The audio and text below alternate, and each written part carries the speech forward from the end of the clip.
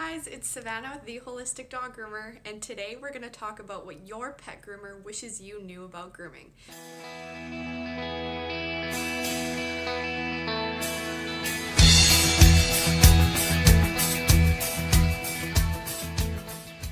Okay, so before I get into the video and the points that I came up with, I do want to explain that all of the conditions are based on groomers that do love their jobs and are in it for the right reasons.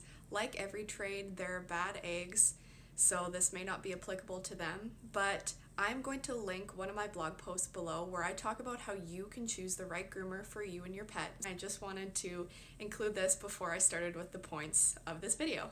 Number 1, we love your pet, and that's why we're in this business. If we didn't love animals, we wouldn't do it. Lots of the time when I tell people that I'm a dog groomer, usually their response is, wow, you must love animals. And my response back is, I have to love animals because we put up with a lot of crap from them, and if I didn't love animals, I honestly couldn't do it.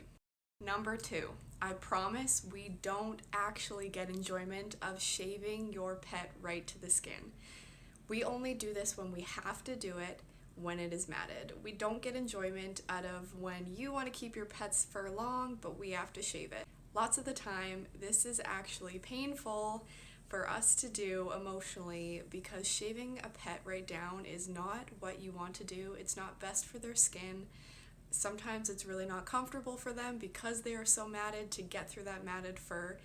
It isn't what we want to do. We don't want to shave your pet. We want to educate you so you can take proper care of your pet at home, brushing them so they can come in with that fluffy long coat and we can do whatever style you want done on them. Number 3, accidents happen. We work on moving targets with sharp objects. If a pet suddenly moves, we may accidentally cut them, and guess what? We feel awful. I've had days where I've gone home and cried about it because I felt bad. We understand that this is your family member and we see them as your family member too. Please just don't make us feel worse because chances are we are already beating ourselves up about it. To kind of go along with number 3, number 4 is that we also grieve the loss of your pet. Now, oftentimes we see your pet multiple times a year and we really form bonds with your pet. We have our hands all over them. Your dog or cat gets to know us, really have to trust us for them to let us work on them. So when we love your pet, we grieve when you lose your pet as well, when they pass away. And honestly, we appreciate that phone call to know when that time has happened so we can send our condolences, but so that we can also grieve as well. Number 5, we are skilled professionals that are continually working on our learning and we should be treated as so. For whatever reason, some people in society think that pet grooming is not a real career and that we shouldn't be treated with respect. But honestly, anybody, no matter what their career, should be treated with respect. Please just treat us how we treat you. Be nice. Number 6, we do know that your pet's haircut costs more than your own, and there's reasons for this. First of all, it's a very physically demanding job all day long. Lots of lifting, constantly using our hands, and most groomers develop carpal tunnel, back issues, feet issues. It's really hard on our bodies. Another reason is that when you go to get your hair cut, they only wash the hair on your head. We have to wash the dog's entire body while also potentially dodging bites and scratches while they're moving, and we're using the sharp objects while we're trying not to cut them. It oftentimes also takes longer to do a haircut on a pet than it does on yourself, so there is reasons that it costs more than your haircut. I think sometimes it's just easier for us to spend the money on ourselves than our pets, but there is a reason why grooming is priced higher than human haircuts. Also, many groomers get paid commission, so the price has to be high enough that the shop makes money and the groomer makes money as well. Number 7. So this one isn't meant to attack anybody, but we know when you don't brush your dog. You don't have to lie to us. Especially me, I know that things happen and you don't always get the time to brush your dog at home, but we're professionals. We work on dogs fur every day, so we know when their fur hasn't been brushed. So no need to lie about it. Just be honest, because I'm going to be able to tell if you brushed it last night and tried to do it quick before the grooming appointment, or if you actually have been brushing it every day. Number 8, just because your pet seems like they don't want to go to the groomer or causes a fuss while being dropped off doesn't mean that they don't enjoy being groomed once you leave, or that we mistreat your pet. Now, our animals are very intuitive and sensitive, and they pick up on our moods and energies. So if you're feeling stressed out or anxious about your dog or cat going to the groomer, they're going to pick up on that too. So that can feed into a little bit of their anxiety about being dropped off at the groomers. Most of the time, once your pet is dropped off and you leave, and once we can kind of get in each other's energy a little bit, they settle down and they're okay.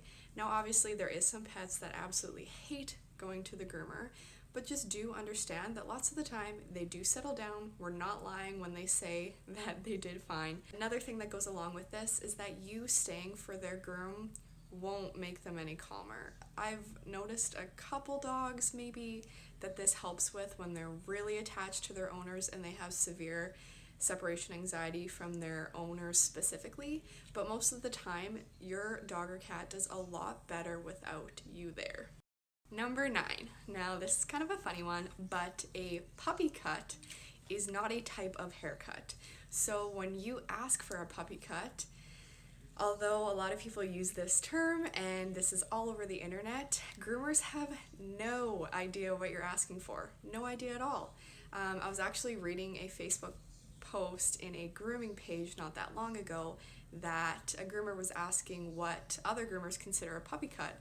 Some people said where they live it's a complete shave down all over, because when puppies are born they don't really have a lot of hair. And other people said that a puppy cut means to leave the hair long and fluffy. So when I have a client that wants a puppy cut, I still have to ask them exactly what they want, how they want the ears, how long they want the body, because it's not a haircut and we have no idea what you're talking about. Number 10. Please be on time or even a little early for your appointment. When you are late, that puts us behind our entire day. And also, if you cancel last minute and we aren't able to fill your spot, if that groomer does get paid commission, that means they are not getting paid for the time slot that your dog or cat was booked in for. Now, obviously, most of us understand emergency situations happen, but just be courteous and try to be on time and try to give lots of notice if you do have to cancel. Number 11, when getting a dog, make sure you do some research about how much grooming they will require. Some breeders aren't the best on disclosing how much grooming the breed of dog might require, so it's a good idea to do lots of research.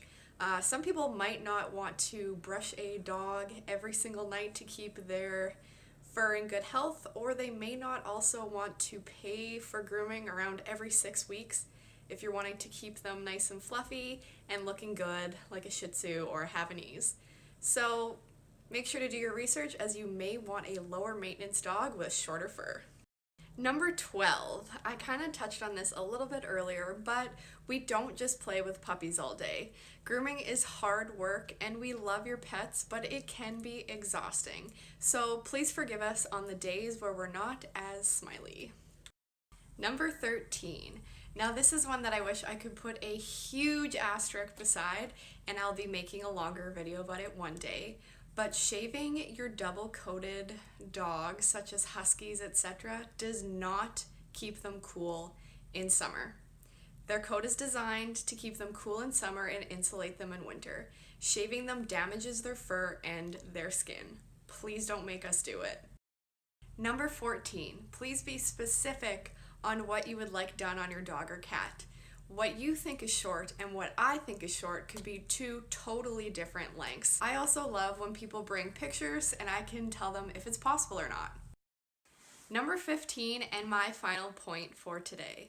We aren't vets, so we can't diagnose your pet, but we do often get to see your pet more than your vet does. So we can tell when there are changes in health and behavior and advise you to go see your vet. This is important especially when your pet is aging. So I'm also going to link a blog post below about why you should stay with the same groomer for your pet's lifetime. Thank you so much for watching till the end of this video. If you have any suggestions for future videos, please leave them down below. See you next time!